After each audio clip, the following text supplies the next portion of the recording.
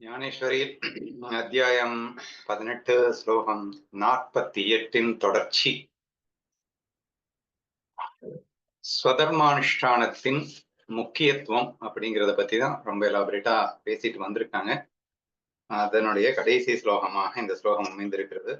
So இதனுடைய ஆரம்பத்துல என்ன சொல்லியிருந்தாங்க அப்படின்னா, நீ எந்த கர்மத்தை செஞ்சாலும் கண்டிப்பா ஒரு சிரமம் இருக்கத்தான் செய்யும். அதுக்கு நீ சுதர்மத்தை பண்ணிட்டு போயிடலாமே, பரதர்மத்தை பண்ணுவதற்கு சுதர்மத்தை பண்ணிடலாமே என்ற ஒரு விஷயத்த ரொம்ப ஆழமா சொல்லி முடிச்சுட்டு இப்ப இறுதியா என்ன சொல்றாருன்னா, ஆகவே ஜீவனுடைய சர்வ சிரமத்தையும் போக்கி பரமபுருஷார்த்தமான மோட்சத்தை தேடிக் கொடுக்கும் சுதர்மத்தை அனுஷ்டித்தே தீர வேண்டும். ஸோ கன்க்ளூசிவா ஸ்டேட்மெண்ட் என்ன கொடுக்குறாங்கன்னா, யூ மஸ்ட் ஃபாலோ தி ஸ்வதர்மா.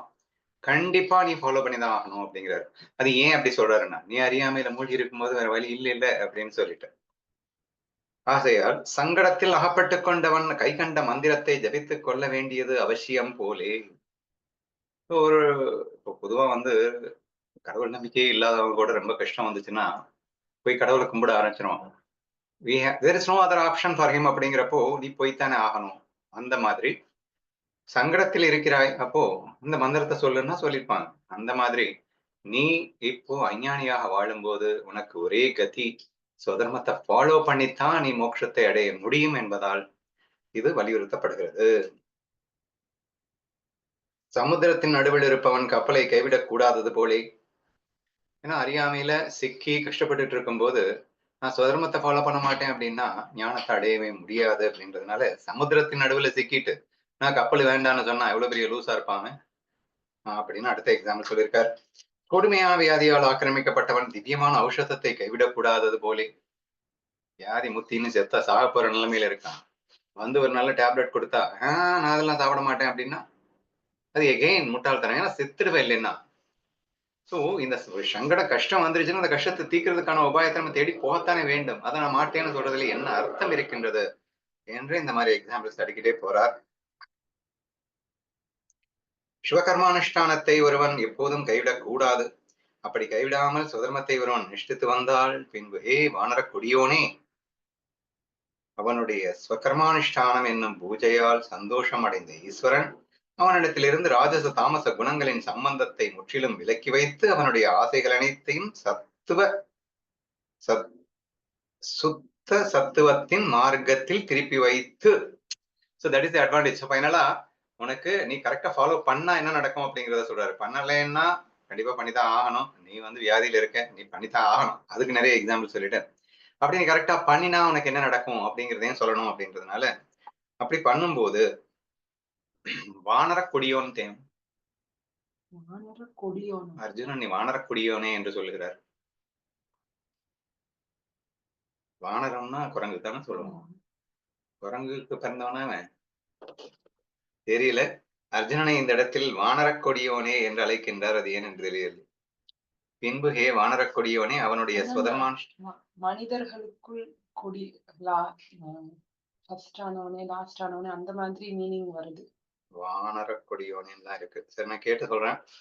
அவனுடைய சொர்க்கமானுஷனின் பூஜையால் சந்தோஷம் அடைந்த ஈஸ்வரன் நமக்கு என்ன பண்றாரு அப்படிங்கறத ரொம்ப முக்கியம். நீ சுதர்மத்தை ஃபாலோ பண்ணா உனக்கு சுத்த சித்தி கிடைக்கும் அப்படிங்கறதான் பேஸ் பாயிண்டே.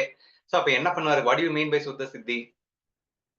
சித்தினா அந்த மைண்ட் அது சுத்தம் அடையணும். அப்ப என்ன செய்யணும்னா தமோ ரஜோகுணங்களை வேற இருக்கணும்.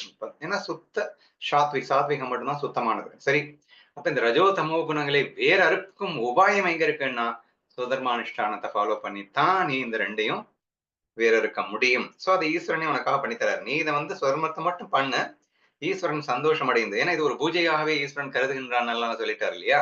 சோ அதனால அந்த ஈஸ்வரன் சந்தோஷம் அடைந்து ரஜோ தமோ குணங்களை விரட்டி வைத்து சுத்த சத்துவத்தில் அவனை நிலைநாட்டி வைக்கிறார். அதுக்கப்புறம் என்ன நடக்கும்? சாம்சாரிக ஸ்வர்காதீக சுகங்களை விஷமாக தோன்றும்படி அவனுக்கு செய்து வைத்து 45வது ஸ்லோகத்துல சுதர்மானுஷ்டானம் உனக்கு வைராகியத்தை கொடுக்கும் ரொம்ப டீட்டெயிலா சொல்லியிருந்தார். சோ அதை இந்த இடத்துல மறுபடியும் சொல்றார். சோ ஏற்கனவே நான் சொல்லியிருந்தேன் இல்லையா, அந்த மாதிரி உனக்கு வைராகியம் கிடைக்கும். வைராகியம்னா ஆசையற்ற தன்மை. இந்த உலகத்துல மட்டும் இல்ல, சொர்க்க சுகங்கள் கூட விஷமாக தோன்றும்படியான மனசு அவனுக்கு கிடைக்குதுன்னா எதுலையுமே ஆசைப்படாதுன்னு அர்த்தம். கீழே ஸ்லோகம் 45 சொல்லியிருக்கிற மாதிரி என்னும் வார்த்தையால் எந்த சம சித்தி நிரூபிக்கப்பட்டிருக்கிறதோ, ஸோ ஃபைனலா அவனுக்கு நைஷ்கர்மிய சித்தியே கிடைக்கும். பட் அதுக்கு முன்னாடி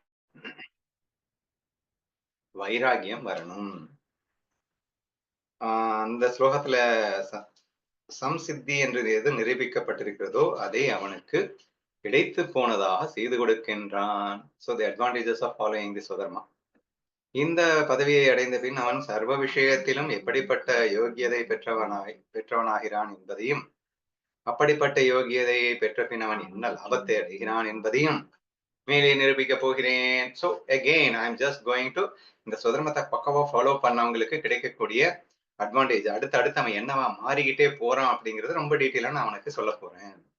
ஸோ எந்த சர்வ விஷயத்திலும் எப்படிப்பட்ட யோகியதை, அவனுடைய குவாலிபிகேஷன் எப்படி இருக்கு என்பதையும், அப்படியே யோகியதை பெற்ற பின் அவனுக்கு என்ன லாபம் கிடைக்கிறது. So what is the advantages, அந்த ஒரு எலிஜிபிலிட்டி உனக்கு இருந்தா உனக்கு என்ன லாபம் கிடைக்கும், இது எல்லாத்தையுமே அவனுக்கு படிப்படியா டீட்டெயிலா எக்ஸ்பிளைன் பண்றேன் என்று சொல்லி அந்த ஸ்லோகம் நிறைவடைகிறது.